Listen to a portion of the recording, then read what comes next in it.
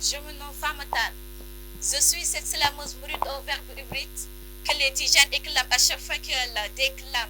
Je suis de Touba, mais tout ce que dit Touba, moi je le proclame. Tout qui vous silame, je suis cette voix qui le slame. Ma plume bercera vos âmes, car le plus agréable que le khalam. Sur ce, je m'éclis et je vous dis assalamu alaikum. Wa alaikum salam, merci. dëgg la matuma waaye man lay mottali bi nga wéetee aljanna man la yàlla yónni ngir ma lay wéttali man maa jébba sama bopp dee ngir nga juddu man maa la yor yiir ngir ba tey ñu lay tudd bi ngay ñëw doo woon dara mënoo woon itam dara ma def ci yow dara ba nga xam am man dara waaye tey xalaatoo ci man dara lu dul di ma néewal doole bés bu yàlla sàkk nga may wan ni ma ëppee doole bi may tayle sama naf si ngir nga juddu doonul woon ngeen nga tiisal sama dund soo ma yërëmul jox ma li ma moom samay ronkooñ waroo koo tuur ginnaaw yàlla man maa tax nga juddu dund màgg ba doon góor maa la nampal ba nga am kattan kon waroo maa dóor maa la def mbër jox ma cër waroo ma sàkku waxuma la nga def ko ngóora ba ciy bàkku jigéen laa maa la jur ki la jox tur jural lay doom galla way ba ma mënul faj bul xolli samay góom góor gi ana sa yërmande fan la féete jigéen la te dafa néew doole am danga koy fàtte dëgg la yow yaay kilifaam waaye taxul mu doon sa mbaam boo amee xolu toroxal ko rek yelloo nga tuwu jaam ana lu tax bala nga yëg sa bopp rek danga koy saaganday mu ne tekk rek yenn saay nga xëcc ko doo dere jëppal wala ngaan te bés bu yàlla sàkk mu lay mu neen sa melokaan ana lu tax bala nga yëg sa bopp rek danga xotti ay yërëm sàkk ko te du wax ndax laminam bi nga jël rocc ko ana lu tax mënoo leen yërëm jigéen lu dul di ko néewal doole di ko saagandey te moo ne foo leen jàqee di yuuxu wii sama ndey góor gi ki yàlla bind ci sa faaru càmmoñ sàkku ko ngir yàlla boo ko mënul ormal bàyyi ko elle qui timide multitâche sans tâche ou encore un relâche elle qui subit les mépris sans rubis ou pousser le moyen de cri et le renfort disant plus fort elle l'éducatrice la protectrice soxlawul dërëm téye ko yërëm gërëm te jox ko cëram salaam. Good morning, everybody. To our dear headmaster, dear supervisors, dear employer of teachers, and fellow students, I express my heartfelt greetings. Today we are here. We are very happy and proud to stand in front of this audience to deliver this speech. First of all, I would like to thank people who have helped us organize this English Day. We thank the school administrator and staffs and teachers, particularly English teachers like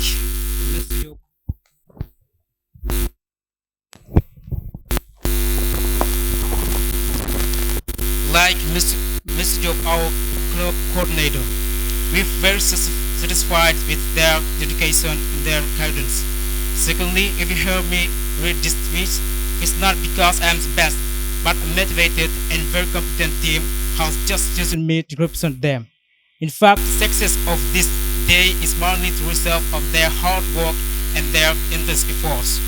Now, please allow me to say some word about the importance of English. Nowadays, it's one of the most spoken and interesting language in the world. It's a language needed in many professional areas in international affairs and organizations. We can even say that English has become compulsory over recent years. In everyday life, English is highly requested. That's why we, English lovers in Point Saint Private School, have created this English club. We call everybody to come and enjoy us. Our club will permit you to better understand and learn spoken writing aspects of the language. The club will help you better English, better understand English cultures in the world. The club is composed with activities that give you the opportunity to speak English fluently. It also proposes activities that are often done in class because of a lack of time. So again, I invite you to this English club. It's open for all of you so that you can better practice your English. For as the saying goes, practice makes perfect. I can't end my speech without thanking all the members of the board thank you very, very much to all of you. And we say welcome to our guests here. Thank you for your attention. Bonjour, je me nomme Aolo, je suis en classe de 3e. Je vais faire une poème de Serigne Touba en anglais. Bamba. Bamba is a lightning daily always. Bamba is a hero who from zero was to build the Muridism. Bamba is a master, a doctor and a teacher. Bamba not the way, Shahadim hold the way, Serigne Touba showed the way. Bamba fait break donc que ce cap is the sun known as sun by the whole world. Everybody knows, but everybody understood. If everybody understood, but everybody would believe in.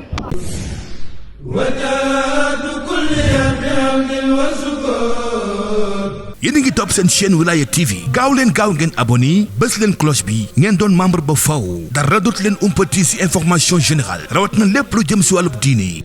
Révolution. Volontiers. Qui suis-je? Il n'y a pas de réplique. On joue avec la lettre T. Je suis un animal occidental protecteur d'une communauté. Le mot commence par T. Je suis un animal ou un végétal pour feuilles, 2 points. Je suis un sport d'origine sud-coréenne. 2 points. Je suis le tapis sur lequel on pratique les armes. Oui, vraiment. 6e, c'est tatami. On joue avec la lettre T. Dernier mot, je suis un mathématicien dont mon nom est à l'origine d'un théorème. On a association. Ah, Maïtien, tu n'as pas le droit de participer. Association 6e, 40 points. Vous allez associer les pays de l'autre du monde, ok? Argentine,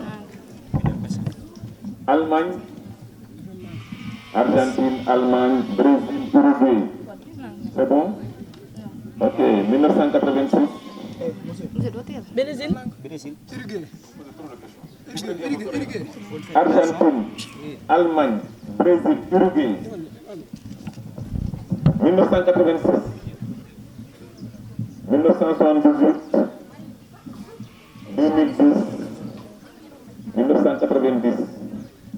40 points. Associer les pays et la date où ils ont pris leur coupe du monde. C'est 40 points. 1 minute. Maïdien et Mademoiselle Sébastien.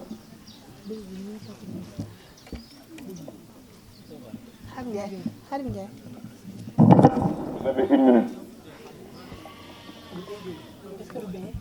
Après, quel numéro? Si vous parlez ensemble,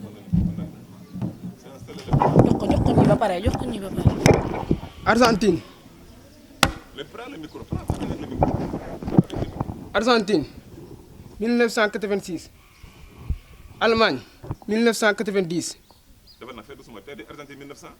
86. Continue. Allemagne 1990. Brésil 1978. Non. Allemagne 2012. Non. Non. Tu as continué. Tu as dit Brésil 1900. Uruguay 1978. Allemagne 2012. Continue. Après, Brésil. Brésil. Brésil 1990. Donc, vous n'avez que 10 points. Allemagne 1990, nga jàpp. Monsieur. Argentine. 2012 Coupe du Monde amul de. Argentine 1978. Argentine 1978. Allemagne 1900. Voilà, on va t'enlever des points. Si tu continues. Il faut te taire. Ouais, mais réclamation, tu le fais après le match. Sinon, je vais t'enlever des points, ok? Il faut, je vous enlever des points. Dernier avertissement. Il faut être discipliné. Ouais, mais les tasses ne servent pas match. Nous vérifions à travers les connexions. Argentine 1978. Allemagne 1990. Brésil 1986. Uruguay 2010. Si vous avez des réclamations, après on vérifie au niveau. En tout cas, Allemagne 10 points déjà. Adieu. On va aller avec la quatrième. Angleterre, Italie, Argentine, Espagne. Angleterre, Italie, Argentine, Espagne. C'est bon. 1982, 2010,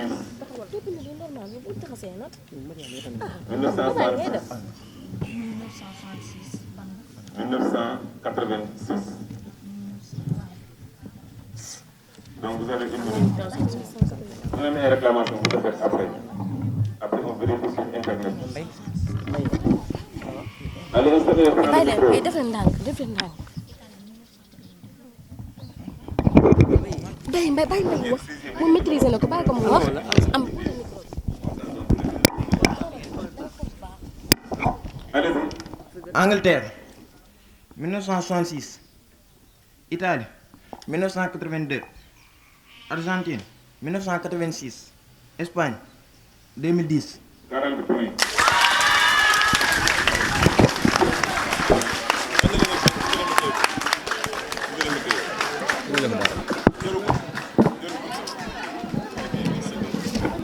Très bien, waaye pour ngeen ne leen bàyyi nañu seen réclamation. bàyyi nañ ko Ñu ngi ci mathématique. Mbaye Sylla face à Khadim Ndiaye pour les maths. On va voir le élève le plus rapide en calcul. Et 25 multiplié par 11 égale combien? Hey, toi là, tu peux te taire là, tu peux t'enlever des points. Après, on joue le on joue. Mbaye Sylla. Il n'a enlevé des points là, vous là. 25 fois 11. Change avec Khadim. 131. Non, tu ne marques pas. Mbaye Sylla. Changement, da ngay laaj ñu da nga bëgg changement ñu wax le retour na changement ne pas comme ça. Non, il faut demander la permission. C'est 275, tu ne marques pas. Adam Sow, changement boo koy def da nga naan tu demandes la permission. Tu n'as pas le droit ni en pleine match ni changement. Ok, on continue. Adam Sow face à Serigne Mbacké Dièye. Combien de jours compte un bimestre? Adam Sow, 10 points, 60.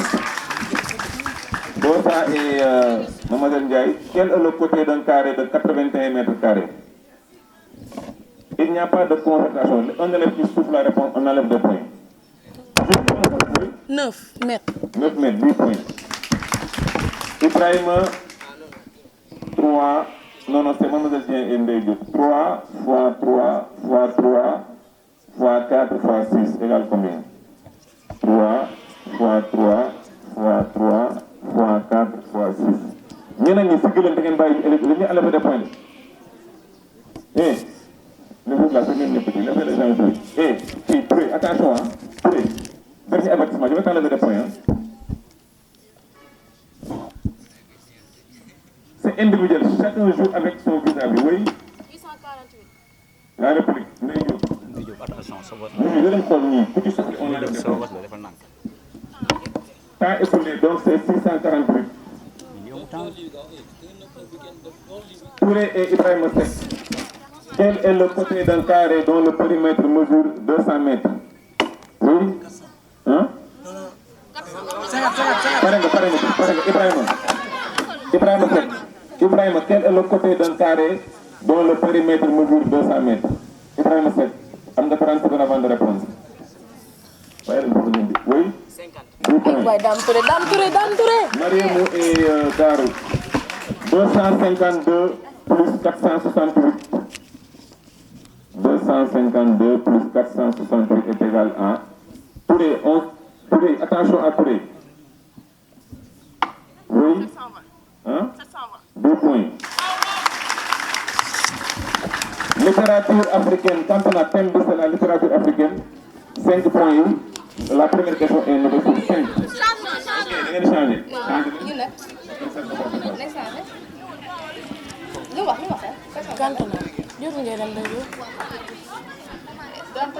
Pour gagner de Bougat, pour xas ba génn sa fili, tu n'en peux plus. Pour gagner de Bougat, c'est la règle. L'élève qui sort, il n'en peut plus. Ok, c'est ça la règle. L'élève qui entre ne sort plus. C'est bien. Thème 10, la première question est sur 5 points. Vous avez droit à la concertation. L'équipe qui gagne, il prend la cantonade. Il n'y a rien au côté, c'est les deux classes. On se concentre. Quel écrivain africain a écrit le roman Batouala? Sur 5 points. Il y a concertation, bien sûr. Quel écrivain? Oui, 5 activités, on dirait le café le premier. René Mara. Ok, 5. Maïko 5. Vous avez droit à la concertation. Quel écrivain sénégalais a écrit la pièce de théâtre Demain la fin du monde? Oui, Khadim. C'est le sénégalais.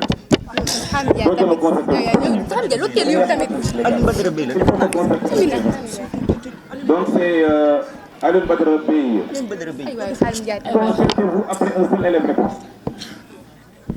Un alexandrin classique compte combien de mystiques? Poésie française. Concertez-vous avant de parler. 24. Un alexandrin classique compte combien de mystiques? waxal rek waxal. 24. Oui. 24. 2 de mystiques. Troisième question. Que veut dire un dramaturge? En français, que signifie un dramaturge? Un dramaturge. dramatique wax la maam daraam mooy lan daraam mooy lan Bara Dieng. Très bien, Bara, on applaudit. C'est une personne qui écrit une pièce de théâtre. Dernière question. Senghor fut admis à l'Académie française en quelle année? Votre premier président du Sénégal fut admis à l'Académie française en quelle année? Concertez-vous.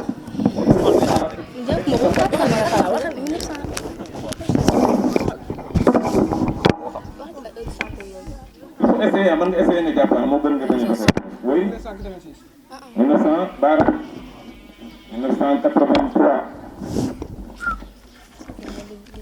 On continue avec relais question science. PC, SVT. Sixième, yéen dafa leen PC donc SVT ngeen di jël. Je commence par dire Cheikh Daara ou bien Khadim. Yéen xool na gaaw. Cheikh Daara bu ñu la posé question bi c'est pas une question.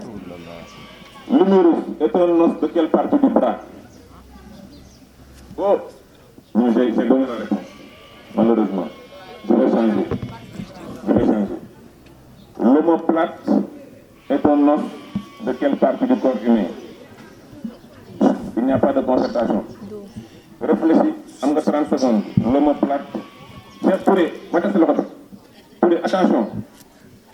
Dans le dos. Hein? Dans le dos. C'est public. épaule. Hein? épaule. Très bien, Oui, c'est l'épaule. Relais interrompu. Quatrième, je commence par qui? yàlla. Mariam, on est prêt? Ok, vous allez avoir une question en physique-chimie. Comment appelle-t-on un liquide dans lequel un corps est dissous? Comment on appelle un liquide dans lequel un corps est dissous? Question de PC. M. Sarr est là, dans l'assistance. En 30 secondes. Il n'y a pas de concertation. Comment on appelle un liquide dans lequel le corps est dissous? Vous voulez notre média?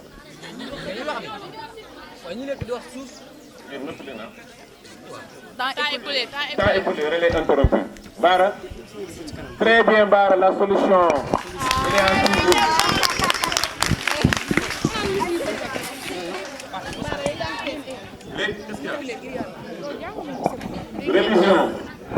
Religion, moi, diine ji, ok, on est prêt?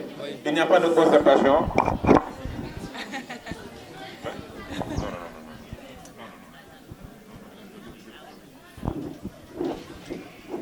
La sourate La Vache compte combien de versets? Ibrahima? 285. La République? Il n'y a pas de concertation. La sourate La Vache compte combien de versets? Attention, il n'y a pas de concertation. La sourate La Vache compte combien de versets? C'est pas 286.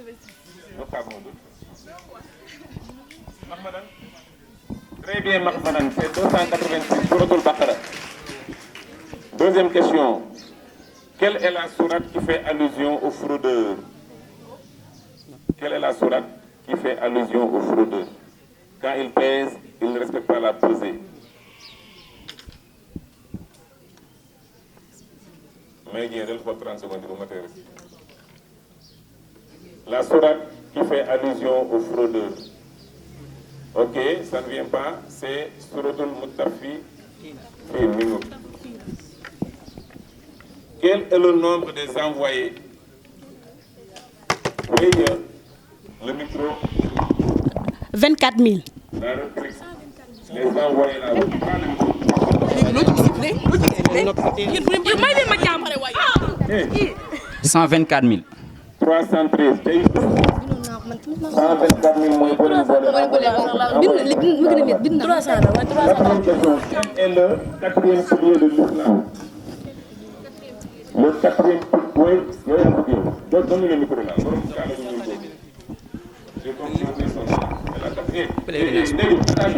Le pèlerinage. La République. Touré, donne le micro. Le quatrième pilier là de l'islam, Touré. Le jacquard. C'est le jeûne. jeune Waaw. julli woor ay Question informatique. Question informatique. Un élève actuellement nous sommes à l'ère de l'informatique. Il faut la mettre. Que signifie RAM? Ibrahima Seck. 10 points pour Ibrahima.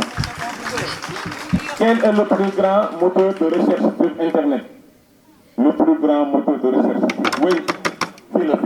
Dès le micro. Jox ko micro bi mbay si la. Le plus grand moteur de recherche. Kii mbay si. Google. Quelle est la seule icône du bureau qu'on ne peut pas supprimer? Prends le micro. La corbeille. Que signifie SMS? La République.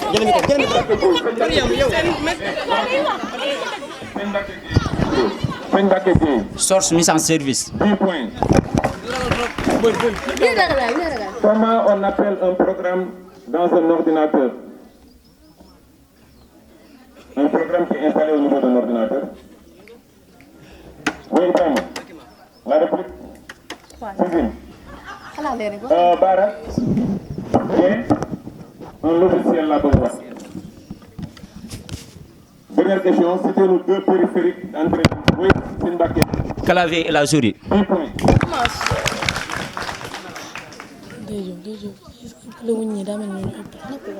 Ok, English. Monsieur Diop mi ngi fi. S'il y a erreur, vous me signalez. Je ne suis pas un prof d'anglais. J'aime seulement l'anglais. Plus je viens de comment peut-être le niveau de quatrième ak seen question en anglais. Parce que vous faites beaucoup de questions. Deuxième en anglais, quatrième en anglais. Ak seen beaucoup de questions. Na gaaw. Rapidement yéen tam.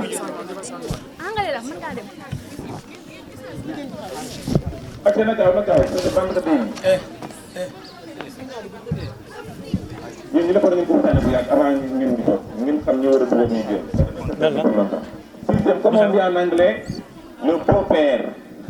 Am ngeen droit à la concertation. Concertez-vous. Comment on dit en anglais le beau-père? Beau-père. Comme dafa wala fi wax le beau-père.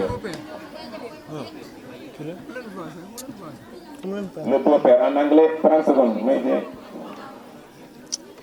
Bàyyi jublu, c'est ça. Le beau-père. Merci beaucoup. Oui.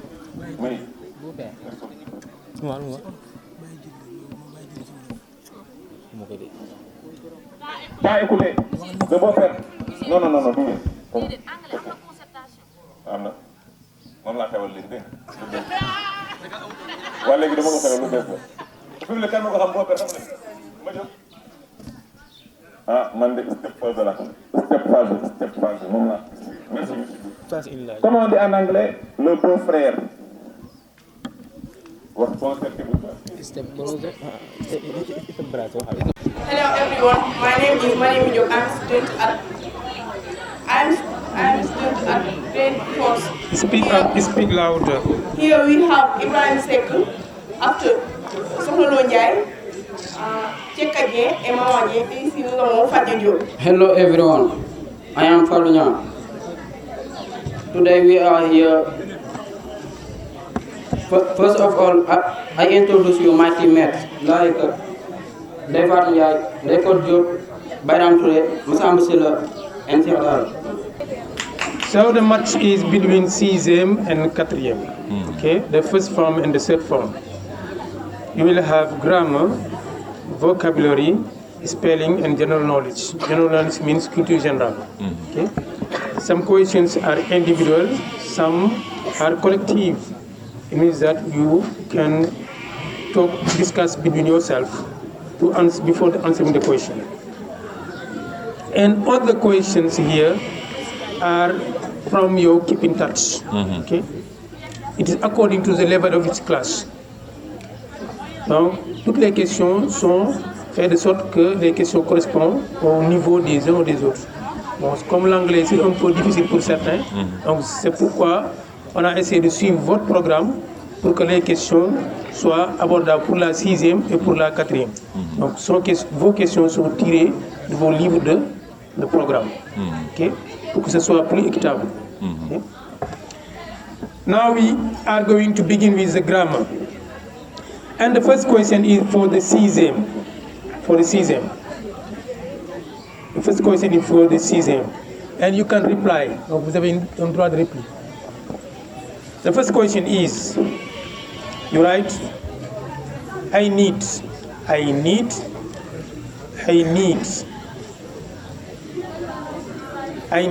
Now you complete with some, or, ou bien, or, any, or, some, or, any, or, article, some, any, vegetables. I need some, any, vegetables. 30 seconds. I need some vegetables. I need some vegetables. Very good job. And follow, don't forget the time. Now for the first question of the quatrième is, you try to report this sentence. Okay? You report this sentence. Government are trying to help. Government are trying to help. The minister said. Government are trying to help. The minister said. 30 seconds. Government are trying to help. The minister said. The minister said that the government are trying to help. Are trying to help. It's not correct. Reply. Can you reply? The minister said. Government are trying to help. The minister said. Government are trying to help. The minister said. 30 secondes. Vous êtes en train de chronométrer. Prenez.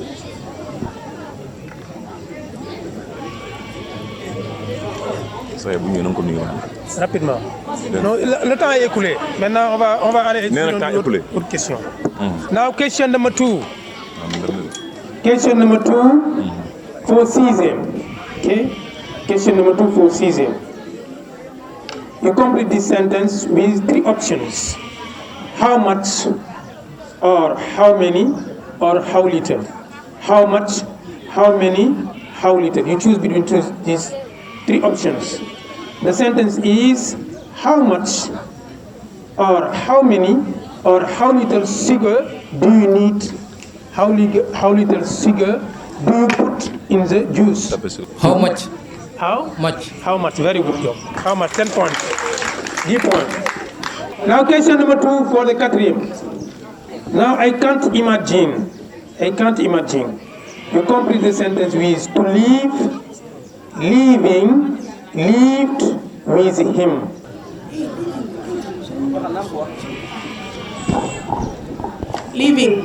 Living, very good job. 10 points. Now question number 3 for the 6e. She is you complete with the first athlete in the competition. The fastest, very good job. 10 points. Now question for the quatrième. Question number 3. Are you interested? You complete with in, about, by using TikTok. Are you interested? In, about,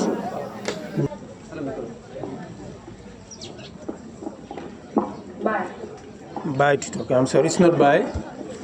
Give it the reply. About. It's in. Are you interested in? Okay. Question number 4 for the 6e. Okay. Listen carefully. Did you complete, did you make, or makes? Did you makes some soup? Did you makes Some soup. What do you have between makes? Make. Huh? Make. Oui. Yes, good job. Make 10 points. Now, Serigne Khadim Mbacké is coming here. We try to greet him before continuing.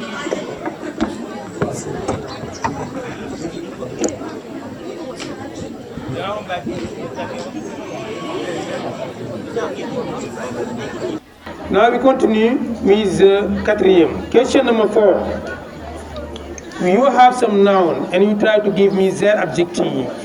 You have some noun. You have some nouns and try to give me their adjective. The noun care and the noun industry.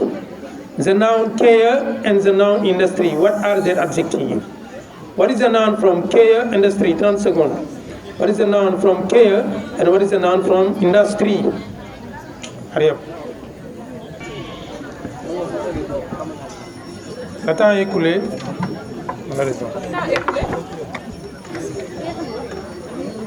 Now we go for the quatrième. Question number 5. Our likes to swim. Okay? To swim. Our likes. Yes, for you. Sixième. Question number 5. Our likes to swim. You complete with swim. Swim. In, on, at. In, on, at the sea. Our likes to swim. You complete with in, on, at the sea. Our likes to swim. You complete with in, on, at the sea. Our likes to swim in the sea. In the sea. Very good job. Very good job. Thank you.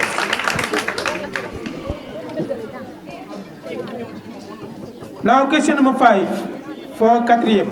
Grammar. If you look again, if you look, if you look again,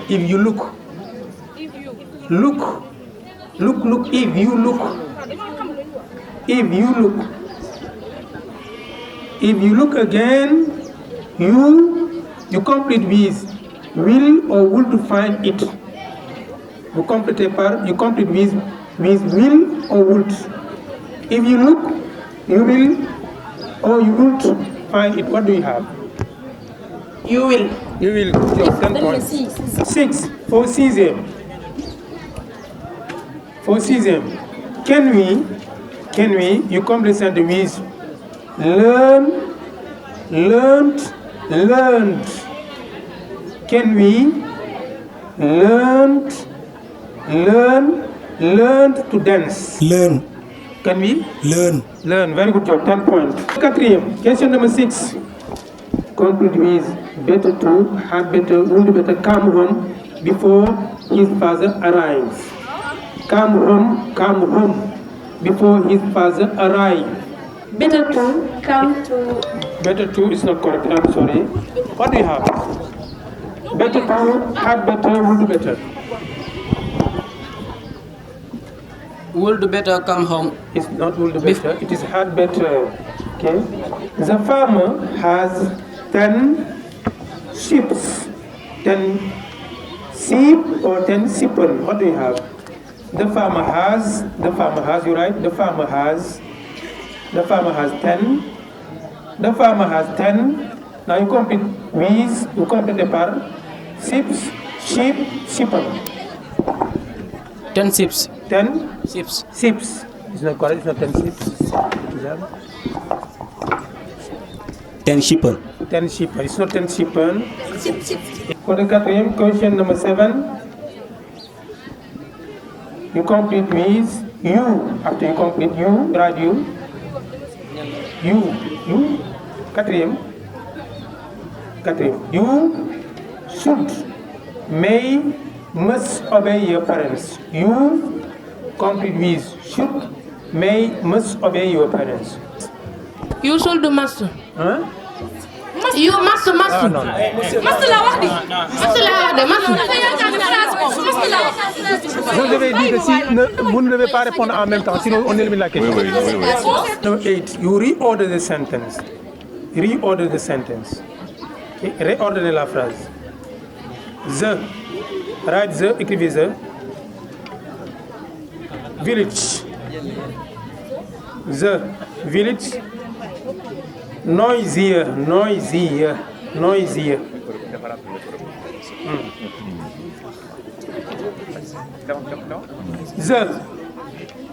village noisier. The town is than. The town is noisier than the village. Very good job. The town is noisier than the village.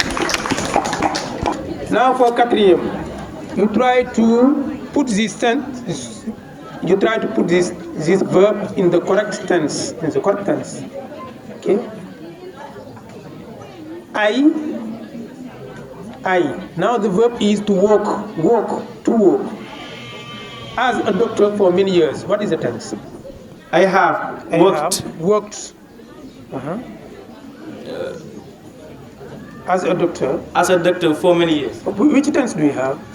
Which tense do you have? Present perfect. Present perfect. Very good job. Present perfect. Now for sixième, you try to put this verb in the correct tense. He to go. The verb is to go. He to go out last week. He to go out last week. He to go out last week. He went. Repeat. Went. Out. Last week. Last week. Very good job. Now you try to put this verb in the correct tense. You. Okay. For quatrième. Écoutez bien. I often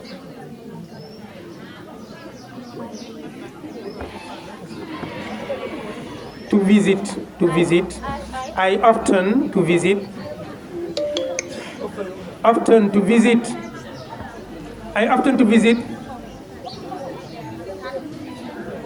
Ou bien mettez he often to visit. He often to visit her parents. He often to visit her parents. He often visits her parents. Very good job.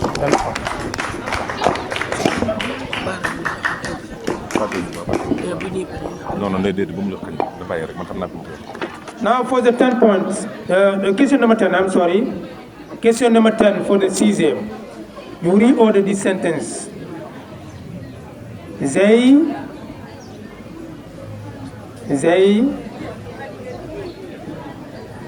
fun had the holidays during. They fun had the holidays during. They fun had the holidays during. Reorder this sentence. 30 secondes. They fun had the holidays during. They had fun during the holidays. During the holidays. Very good answer. Grammar. Question number 10. For quatrième. This student always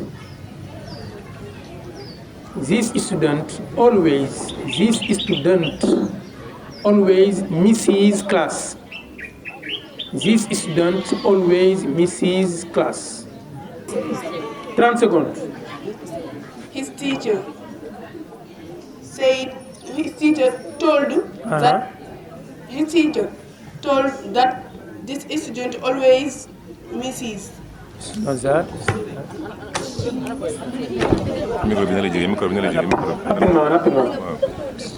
Rapidement, non, il n'y a pas de temps. These students always miss class. His teacher taught. No, it's not that. His teacher told that student always missed. Grow in Senegal. Name 3 crops that we grow in Senegal. Wolof, Sérère, Bambara. Non, je ne dis pas ça. Ce qu'on cultive. Non, ce qu'on cultive. wax na pare. Il n'avait pas compris la question. Ah non, wax na pare. Wax na ba pare. Amul réplique.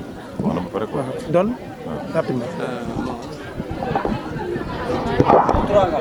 Three crops. Potato. Micro. Potato, carrot, banana. Banana is correct, but the other is not correct. We have banana, we have millet, we have rice, we have maize, but it's not. Question number 1, vocabulary for the cesium. For the cutting, I'm sorry. Can you give me the definition of a lawyer? Definition of a lawyer. Sir, it's a person who defends the law. Who defends? The law. The law. Ne défend pas la loi. Ndànk. It's someone who defends the accused. The accused, very good. It is someone who defends the accused. Now we go for the cesium. What is the animal that is generally killed during the Magal? What is during the Magal Tuba? The animal is cow. The cow, very good job, the cow. Here we have, you give me this word. It is a verb, okay? And we have 7 words. Say 7 more. It means to say, it is a verb. That means, qui veut dire, to say what will happen in the future. What will happen in the future. To say what will happen in the future. To say what will happen in the future. 30 seconds. What will happen in the future? To predict. To predict, very good job. Predict. H. K. C. W. A. T. There is no W, it is T, U, A. Okay. This is the end of the spelling. Now we go to the general knowledge. Maintenant, celui qui répond en premier, donc gagne des points. Je suis 12 points. Donc c'est la dernière partie de notre général. Plus général. What is the most populated country in the world? Russia. End. Now, what is the oldest kingdom in Senegal? Of Senegal? What is the oldest kingdom of Senegal? Jolof. Very good job. The other question is no consultation, no discussion. Okay. Who was the first prime minister during Macky Sall presidency? Who was the first prime minister during Macky Sall presidency?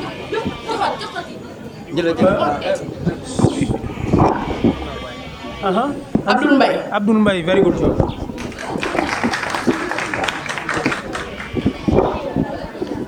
Now another answer. What is the meaning of HIV? What is the meaning of HIV? Human.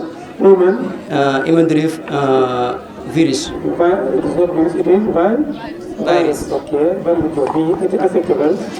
10 points for the quatrième. Now an easy question. Listen. What is the capital of Gabon?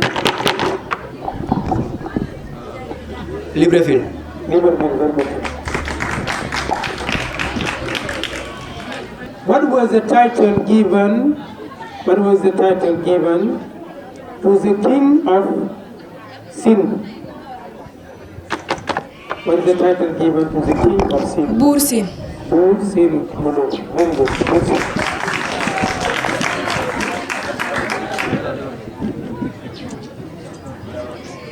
Can you give me three countries in the border of Senegal? 3 countries in the border of Senegal. 3 countries in the border of Senegal. 3 countries. Gambie. Guinea-Bissau. Mauritania. But in English it's not like that. Killer. In English, not in French. In English, not in French. Malia. Malia. Mauritania. Mauritania. Where else we can say Mauritania? And Guinea. And? Guinea. It's not Guinea. Okay. Guinea. Guinea. Non, non. Je vous ai dit de le dire en anglais, pas en français. C'est que vous le connaissez en français. Now another question. Sport. In which country, will the next Euro competition happen? In English, not in French. English, not in French. Germany. In Germany, very good job. Oui. Germany, thank you.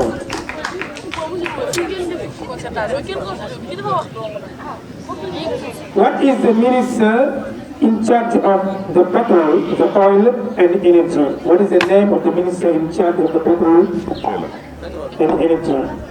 The oil and energy. Biram Souleye Diop. Biram Souleye Diop. Now the last question. Sport.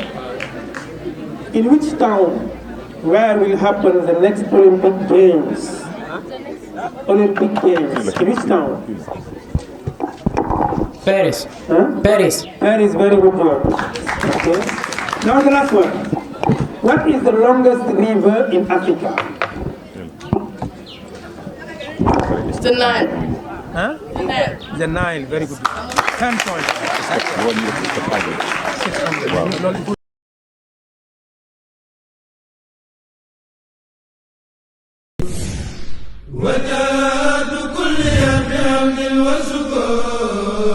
yéen a ngi topp seen chaîne Wilaya TV gaaw leen gaaw ngeen abonné bës leen cloche bi ngeen doon membre ba faw dara dootu leen umpati ci information générale rawat na lépp lu jëm ci wàllub diine